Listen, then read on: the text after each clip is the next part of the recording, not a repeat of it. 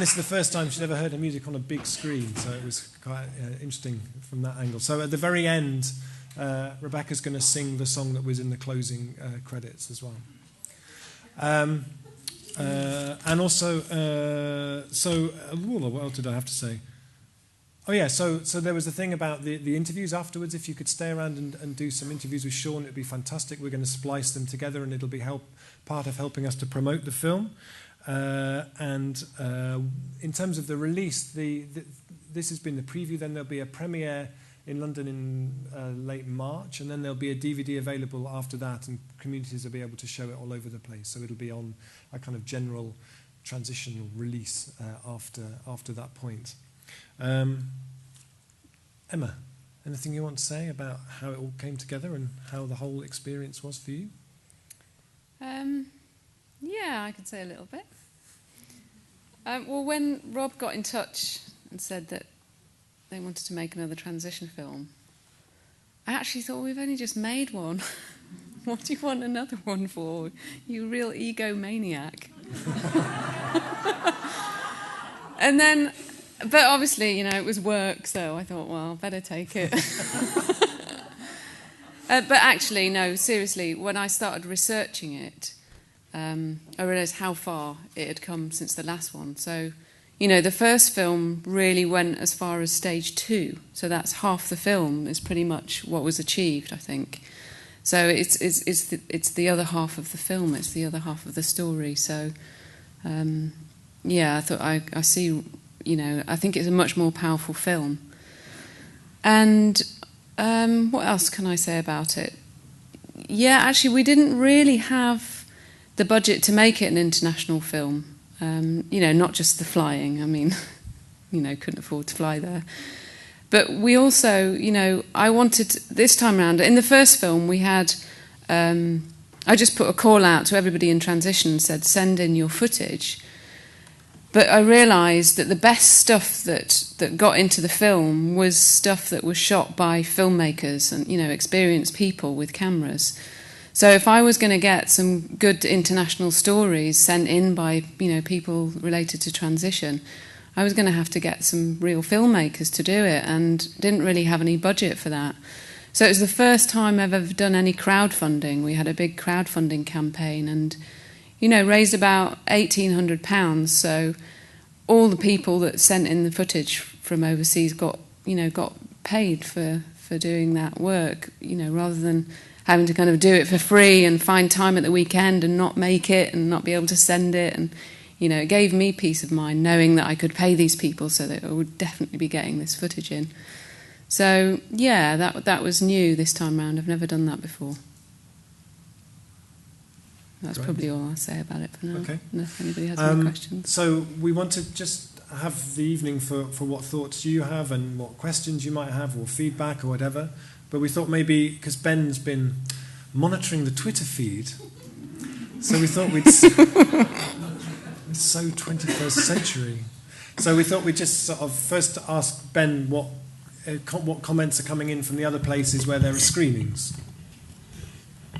Okay, so quite close to home, Tooting are quite vocal, as they've always been since we first encountered them. And they said, we like seeing transitioners from lots of different places.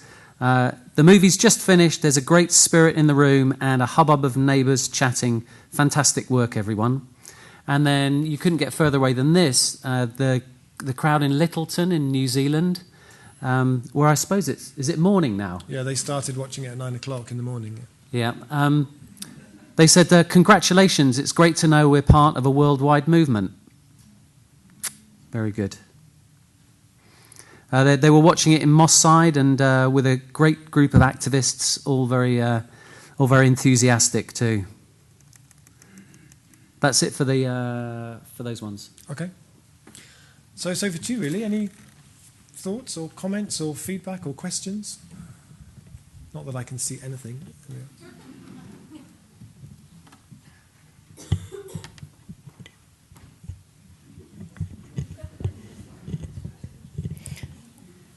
I go on. Actually, we also forgot to mention there's Samadhi's here as well. Do you want to stand up, Samadhi, and give an applause for Samadhi, who gave us...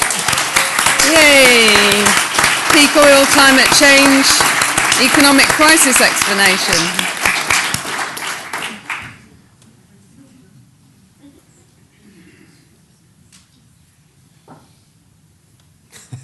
That's easy then. There's a comment just in from Wayland, and they said, "Thank you for showing it can fail and takes hard work. Shows maturity and confidence of the movement." Good point. Yes.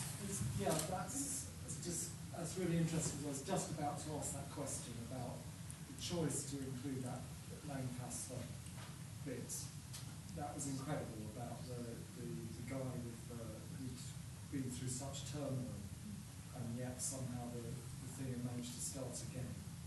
So like the cycles of civilizations where it crumbles and then opens up again. I just thought that was very well done, very moving. Especially it stayed on the footage of his face and he really managed to get his message across. Thank you. Appreciate that. Thank you. Was that easy to do, to include that? What we tried to do was to get the film as much as we could to reflect the book, The Transition Companion, that we published at the end of last year, so the various stages of doing transition.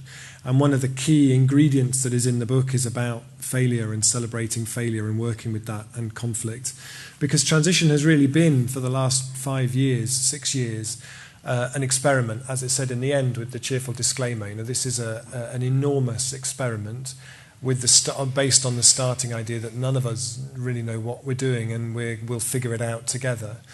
And so the first book that went out had the kind of the 12 steps of transition, which were the stages that we were seeing at that time.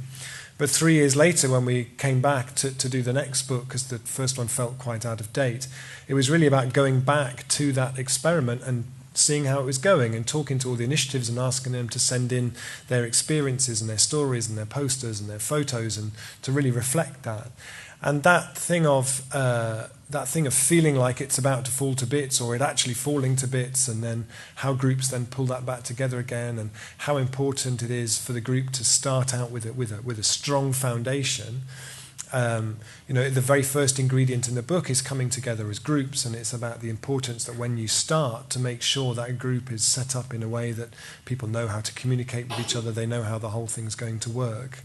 And so there is, in those ingredients, there's one which is about celebration, and there's one which is about celebrating failure, and they sit right next to each other as two sides of the same thing. And I think that Lancaster story is a really powerful story. And as you say, you could really get a sense of how grim it had been.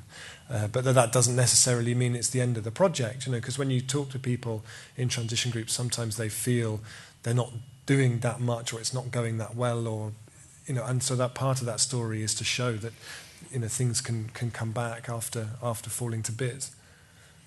Did you have anything about actually editing that? Because you got the raw footage, didn't you? Actually, it was quite a challenge to do that whole section because, to begin with, Lancaster wasn't going to be that failure story. We had a different transition group that we were going to include. But it was still quite unresolved. It was still quite a messy scenario, and it felt really sensitive to include them.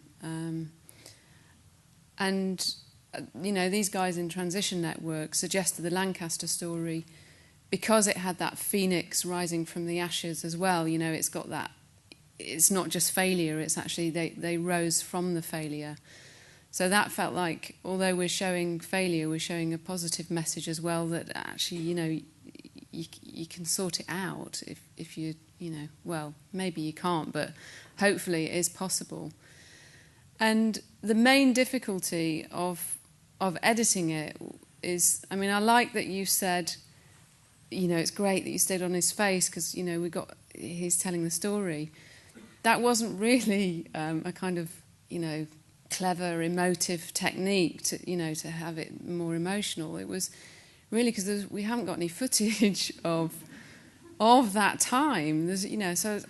Actually we've got this hour-long interview of a guy telling us the nitty-gritty details of everything that happened, and teasing that out just to get you know, the main bit with nothing to cut. You know, I was a bit stuck, so I just faded to black between his bits and kept it really short. And as long as I thought people could maintain watching him without having to see something else happening. So it was kind of needs must, you know, leading to, you know, how it turned out, really.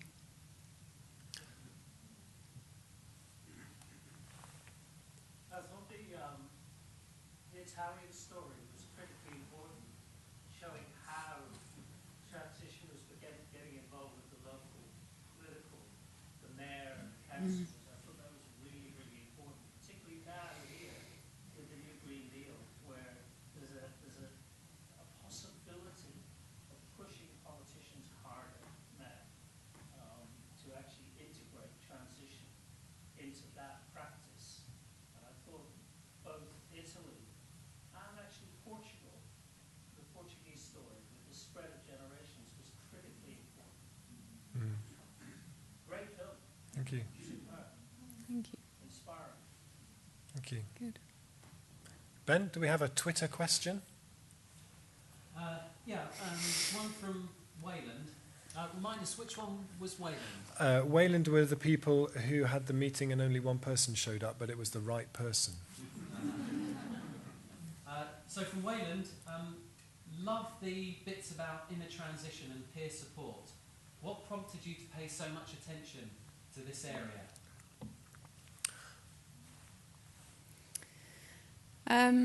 Me personally, I have a bit of a soft spot for inner transition work, and I think if we're just changing stuff out there, then we're just going to mix around the problem a bit more, you know, in a just different way. So I think it's really, really important to actually go through not just a transition or a change, but a transformation. I think we need a huge transformation, and if we transform, you know, inside, then the whole thing gets changed outside, you know, like that, because we create a different world, because we create it from a different place. So I think it's really, really important. I think it was also because we wanted the film to really reflect the book, and that's one of the themes that really runs through, that there are sort of ingredients mixed in all the way through that really focus on that, and it's a key part of the training, the transition training, and we really wanted to reflect that in the film.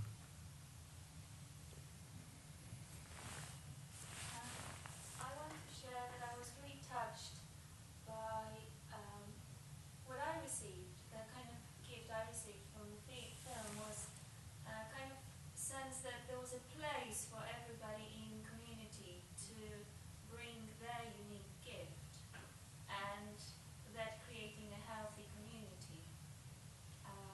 And I feel somehow inspired to value my own gift by seeing that and value the gifts of people around me.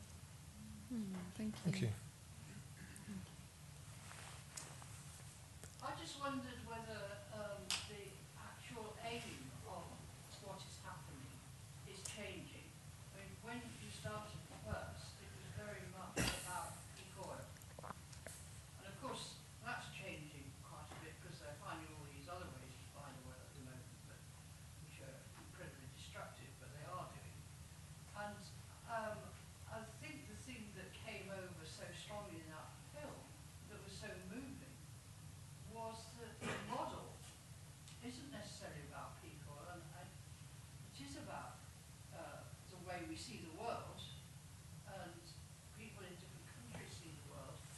And it was the Japanese people using that kind of idea of transition, which in a way was coping with a much huger question, I mean problems that they've got in their country. But they were able to use some of the same approaches.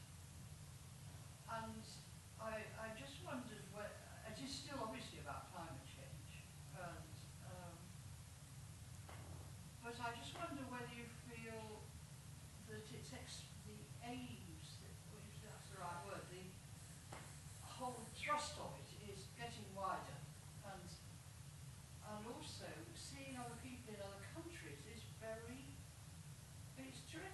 really good. And it must be for them too, to see all people in different parts of the world moved by the same kind of feelings. Yeah, I mean, I think it's one of the things that we wanted to do with the film was for people doing transition to see themselves. Just when you're working in your community doing transition, as kind of came through in the film, hopefully, it's fantastic and it's exhilarating and it's bloody hard work sometimes, and it's all those things at the same time. And for people to be able to look up and see the film and see what they're doing in that bigger context felt really important. I think in terms of peak oil, it's certainly not an issue that's gone away in any sense at all, and the sort of the finding of things like shale gas and these kind of things really do very little, if nothing, to alter the sort of peak oil analysis. There was a paper published in Science this week that argued that we peaked in 2006. That actually these things like shale gas, rather than being a promise of sort of endless cheap energy into the future, are really the indication of just how desperate we've become because all the other easier, cheaper things have all disappeared. But what was really interesting doing the transition companion, doing the book, was actually going back out to everybody involved in transition and saying, well, why do you do transition?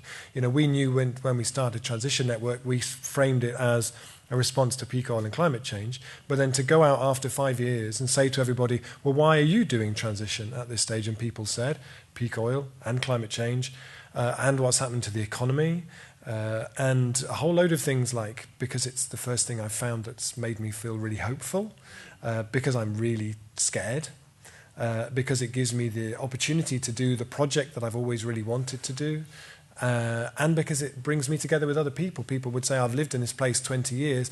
In the 2 years I've been involved in transition, I feel I know it so much better than I did in the 2 years before. So I think the motivation for transition and why people feel they do it. We didn't have any stories in there from Brazil, but transition is just on fire in Brazil. It's just fantastic all over the place. Remarkable stories of transition stuff going on in Brazil. But in Brazil, peak oil doesn't really work as an argument, because the perception in Brazil is we're the new Saudi Arabia of the world. Unless you read the small print about it being under 5 miles of sea and a mile of solid salt that requires particular bits they haven't got through yet and all this kind of stuff. That peak oil as a motivator really doesn't do much. But I think more generally that idea of community resilience, how do we make our communities more resilient in increasingly uncertain times, is something that's resonating with people all around the world, because it feels more and more fragile and more uncertain. And there are no other better ideas on the table increasingly, and especially around the whole thing of economics. That idea that you argue that making a community more resilient could also be the key to it becoming more creating more livelihoods, more employment, that's where the economic heart of the place comes from, is an idea that's gaining a lot of traction, I think. I thought that was very clear in the section about the farm, the city farm, in that street in the States, and just showing it was giving a lot of hope to the people, and also offering a distraction for the younger generation who might be going off in a bad direction. I thought that part in particular I found really, really inspiring, watching him who just went, I'm going to do this, and these people who are just normal people who just think, I want to change some stuff. And it's lovely to see that. It makes me want to do more. Yeah, the first time we went and sat, and Emma showed us a full rush of the film, that was the bit that had us all in tears, actually.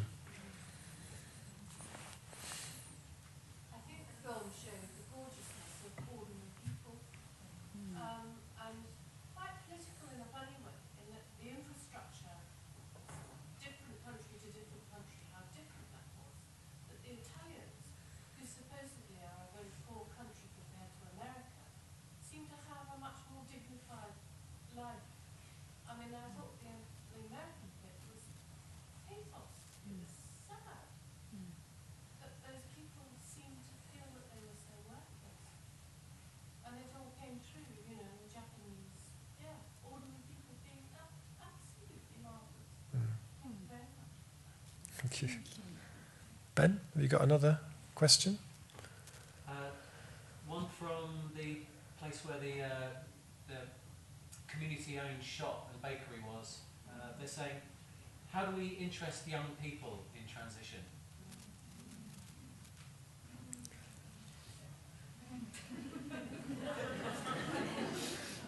I don't know, maybe we should ask some young people. Yeah, maybe I should I ask. just suggest showing this film in schools, like Kevin just down the road, and other schools that are close to transition town. And I think that's the most important thing that's come out of this film, is that it's educational, it's raising awareness about the project. It's not just a progress check on what's going on, it's telling people that it's making a difference and telling people how to get involved. And the best way of doing that is showing young people what they can do in the future. Thank you. Make a comment on that, because what we're trying to do with World Peace Gardens Network is that very thing, making children, or let's say encouraging them by planting their own permaculture gardens wherever their school is, whatever.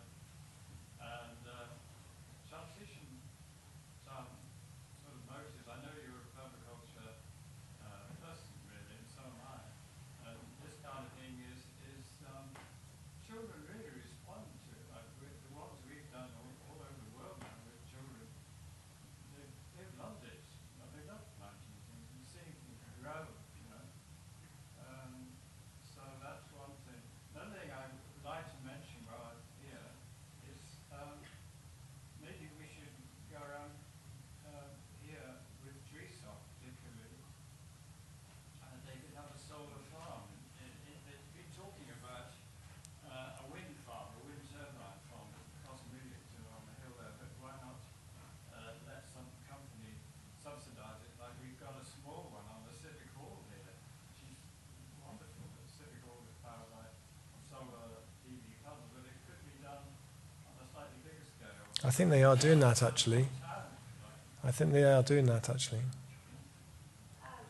In response maybe to the tweet about how to get young people involved, one thing that I love about transition is this idea that it is from the community up, where I think a lot of young people feel that, well, we're being, the government's doing it, that they're the ones who are in charge, or that, older people or the adults are the things that are in charge, where transition really gives the sense that, wow, gives us the confidence that we can do, we have something that's we're passionate about, we can go out and do it, and we have the support now, we have a community, there's some sort of confidence that takes, that's not an authority, an authoritarian kind of way. Thank you. Smaddy, did you want to say something? Well, in response to the tweet, I think you need to get young people involved. You need to keep them up to date on what's going on. And if you organise events, invite young people. And then you make new friends.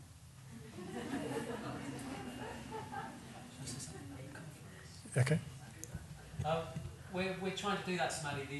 The next UK-based conference, which we're not sure whether it's going to be July or September, but we're trying to organise a youth day in the run-up to it, where the youth can come together and have a discussion amongst themselves about how they might want to respond, and then we're hoping to weave them into the rest of the conference, where they can give their lessons and insights to the old folk.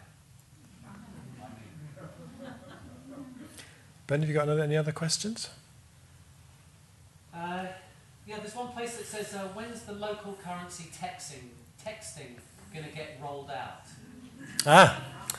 Well, in May, I think it's going to be May, there's a really exciting development which builds off the Brixton pound. So the Brixton pound and the mobile phone currency and the new notes. Unfortunately, the new notes we didn't quite get in the film, but the new Brixton £10 note has David Bowie on the £10 note, and it's all famous people from Brixton. They're really fantastic. They're much more interesting than sterling any day. They're brilliant. There's going to be the Bristol pound, which is going to be for the whole city of Bristol. And Bristol City Council are very behind it and very enthusiastic and supportive. And it'll be a mixture of printed notes and mobile phone-based currency. And it's on the scale of the whole city. And it's a really, if that really kind of, the last time I spoke to them, they had the template of the notes done, and they were getting different Bristol artists to design some of the notes. So they had people out of Massive Attack designing some of the notes. It's going to be really, really Bristol. It's just fantastic. And that's what's great about those currencies, is that they're such a sort of a reflection of the place, and the Brixton notes are so Brixton. They've got like the new ones have got little bits of graffiti that are kind of that people really recognise in different parts of Brixton on them and stuff. But the Bristol pound, I think, is something really to keep an eye on. And I think it's bristolpound.org if you have a look.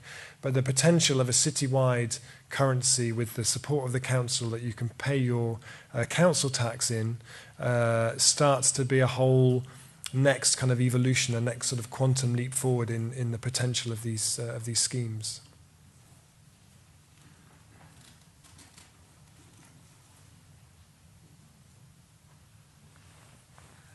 I haven't got a clue how the pound works. I know we've got it in TOTNES, or we did have this in TOTNES, but it would be really nice if there could be some sort of seminar one morning, one afternoon, with an expert telling us the pros and cons and how it works, because ignorance prevails. Okay. Well, I mean, it basically. We did one with the Chamber of Commerce a couple of months ago. And if you want to come into the office and have a conversation about it, that's fine in the TTT office. But I quite like the idea of maybe, it looks like there's going to be a revamping exercise happening in the not too distant future. One of the challenges is so in Brixton they have 1, 5, 10 and £20 notes, and in Lewis they have 1, 5, 10 and £21 notes because they're Lewis. But still here we only have a £1 note. So the idea is to have a wider set of denominations as well, which will really help, I think. There was someone in the middle. I have a question about the mobile phone system. Does a slice of it goes to the mobile phone company, or is it all just within the transaction? It's all within the transaction. It's just like sending someone a text. But that normally costs.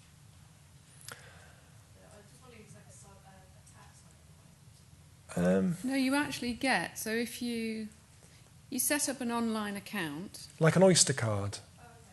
yeah, and when you transfer money into this new pay by text account, if you transfer £10 into it, you actually get £11 in your account.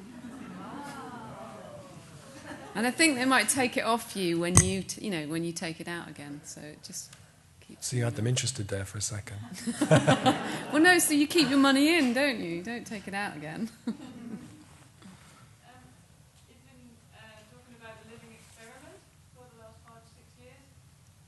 So it must have gone in loads of different directions that you didn't expect. What were the biggest surprises? I think there have regularly been times in Transition Network where we've sat in front of one of our computers and gone, have a look at this. And things that have just completely taken us by surprise. I think one of them was in 2008 when Somerset County Council passed this resolution to become a transition county council. And no one had talked to us or anything. And then we got this thing saying, we're a transition county council now. Could you tell us what that means? And we didn't really know either.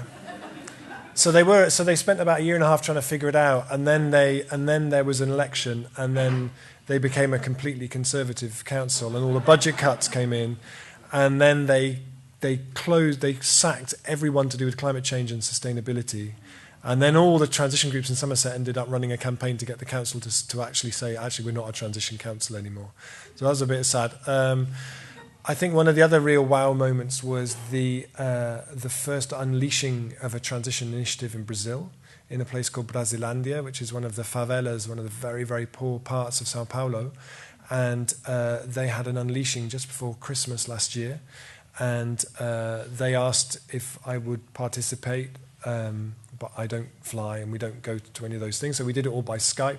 And so I could watch this event, this unleashing on Skype, and there were nuns and rappers and elders and guys with big feather headdresses and loads of kids all in this big tent having this huge big knees up about transition.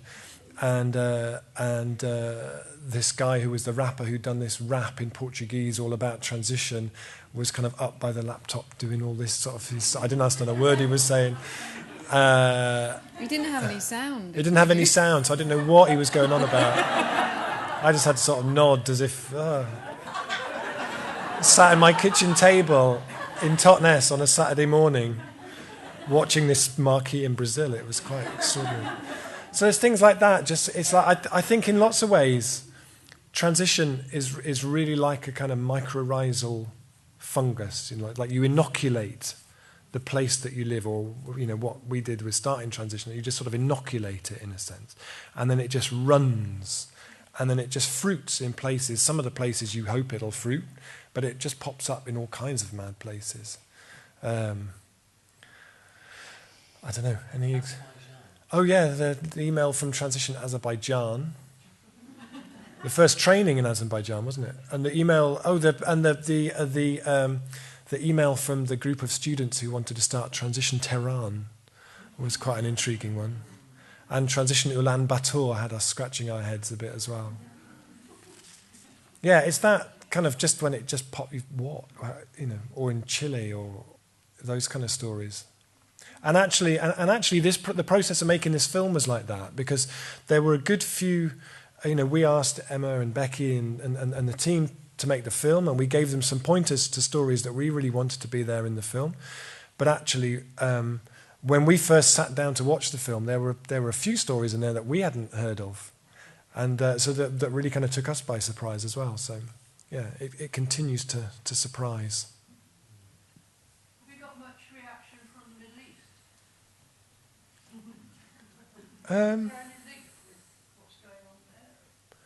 Not explicitly. No, not that I'm aware of. But we did have some people who were over at the Transition Conference last year who were from Spain, who last summer they had almost had a revolution in Spain running for many months, and all the main plazas in Spain were occupied by young people having just taken over the space and saying this isn't good enough. And there were people who came over from Barcelona specifically to the Transition Network Conference to talk about how transition had kind of woven into that, and how the transition groups had been involved with that, and had been bringing a lot of those skills around how to run meetings, and had started growing food in the plazas and all this kind of stuff. And it was really, that was what we were trying to capture at the end, actually, that was really intriguing. Was there's a quote by Milton Friedman, the ghastly kind of neoliberal economist, who says something like, in times of crisis, it's the ideas on the table that matter. And it really felt like what we were finding at the conference last year was people were turning up from Brazil, from Spain, people from Brazil who was talking about this town built on the side of a hill. They had big floods last year, and this whole town got washed down the hillside. And in two of the towns nearby, there were transition trainings running at that time. And they said, if you're from that town, you come on the training for free. And lots of people came from the place and did the training. And that then transition is now the thinking tools, the principles that are underpinning how they're starting to redesign that place. We had the people from New Zealand who were saying, well, in Littleton they had this time bank, and then they had this big earthquake, and then the emergency services just said, actually, we're all going over there. And then the time bank was the thing that helped the place piece itself back together again. And so it was fascinating, as more and more countries enter real economic turmoil and uncertainty, to see in places where it was getting very difficult, how transition was one of the things people picked up was really extraordinary, I think. Ben, any more? Littleton again had a point saying, is there a way for us all around the world to share what we're doing, support and inspire each other? Hopefully.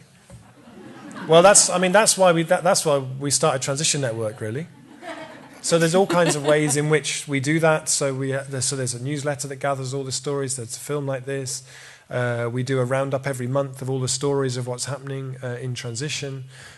We do podcasts of interviews with people. That's very much our role, is to kind of gather those stories and share them around, really.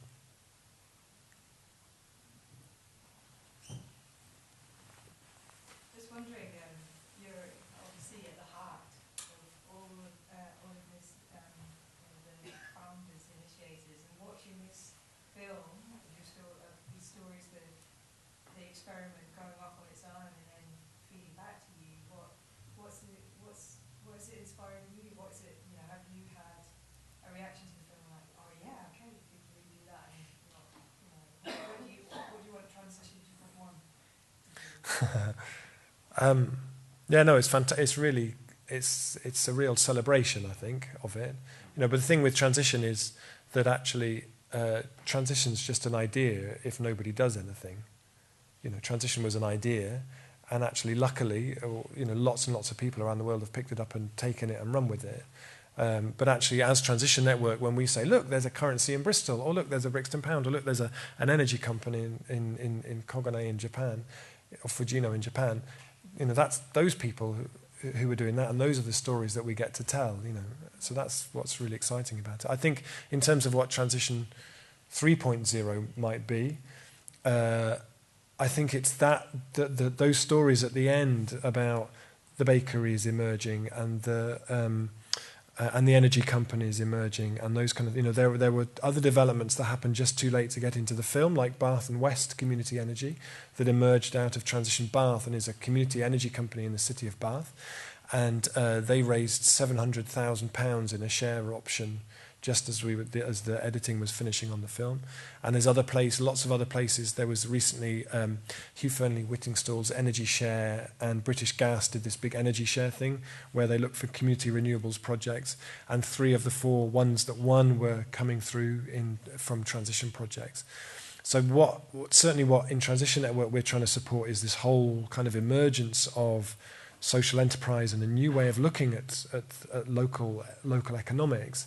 And what's happening here in TOTNES, I think, is really at the leading edge of that, where Transition Town TOTNES is now doing, on behalf of TOTNES Town Council, the economic blueprint for TOTNES and district, because there isn't one. And looking at actually trying to measure this economy, how much money comes into this economy, how much money comes out of this economy, and try and show, actually, if you started to localize this economy, what kind of money you'd be looking at. If you started to plug some of the holes in that leaky bucket, how many jobs we'd be looking at, how much local investment we'd be looking at. And then from that, really starting to piece together the key bits of the local economy, and the work that TTT is doing around the Dairy Crest site in TOTNES, and trying to bring that into community ownership as a catalyst for the transition economy for the place. There's things happening.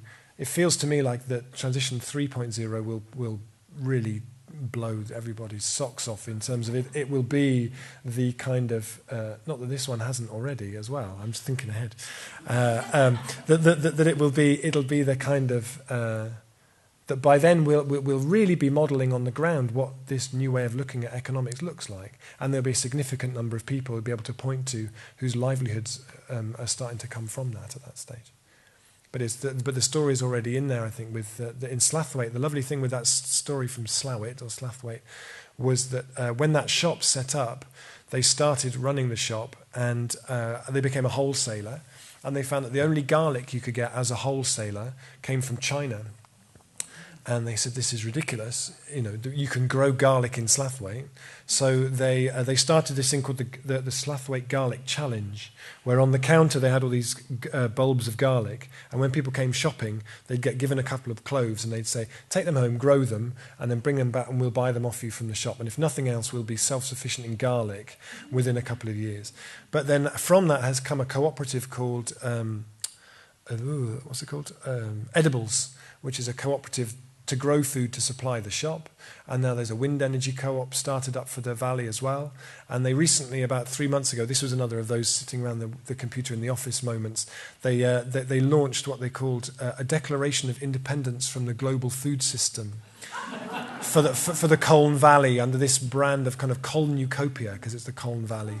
And they pulled together the bakery and the grocers and all these kind of things coming together. And it's maybe a little bit too soon to quite do that, but it shows the scale of the ambition, I think, in these things. I'd like to say I really enjoyed the creativity and of the film and basically the transition and the way it empowers people and how edge is really important, all the different edges of communities, diversity of countries, nationalities all coming together and how that is really important.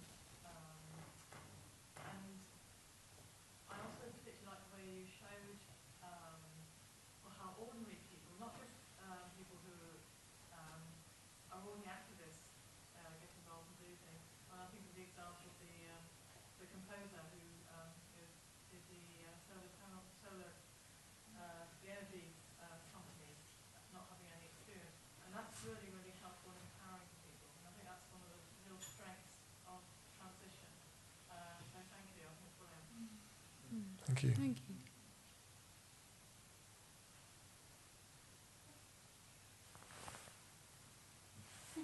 Ben? I just want to say the graphics were great in the film. Good. Where is he? There you go. The graphics were great, she said.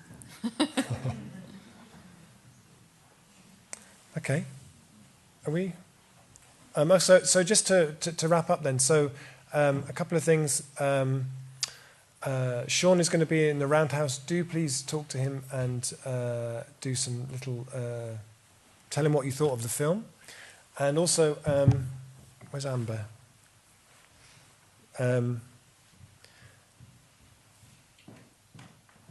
Yeah, no premiere would be complete without formally thanking the people who've the people who actually made it happen. So Becky and Emilio, Rebecca, could you come down here a second?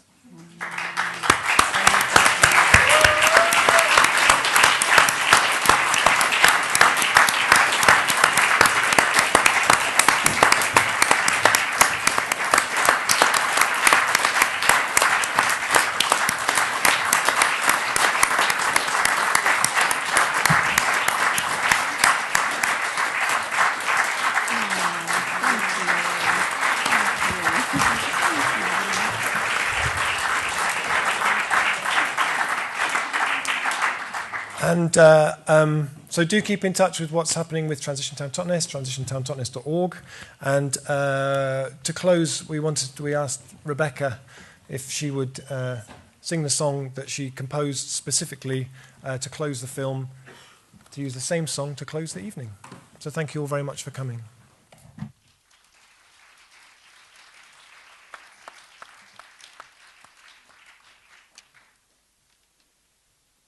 Hello. Hello, hello.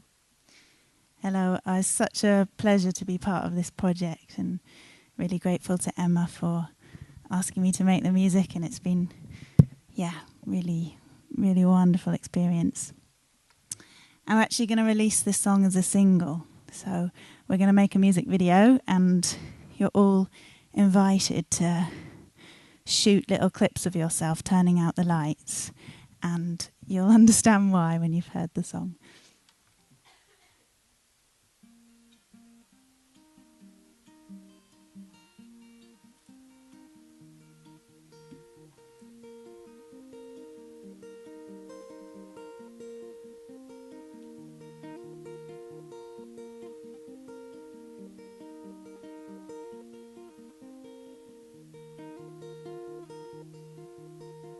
Do you remember when we had no money in our pockets?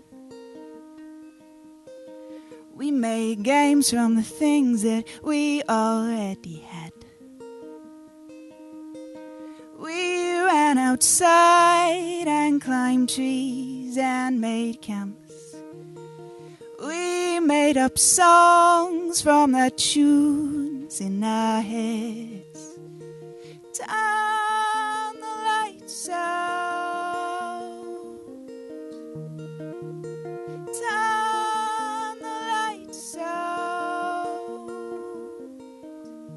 I wanna see the stars. I wanna see the stars. I wanna see the stars.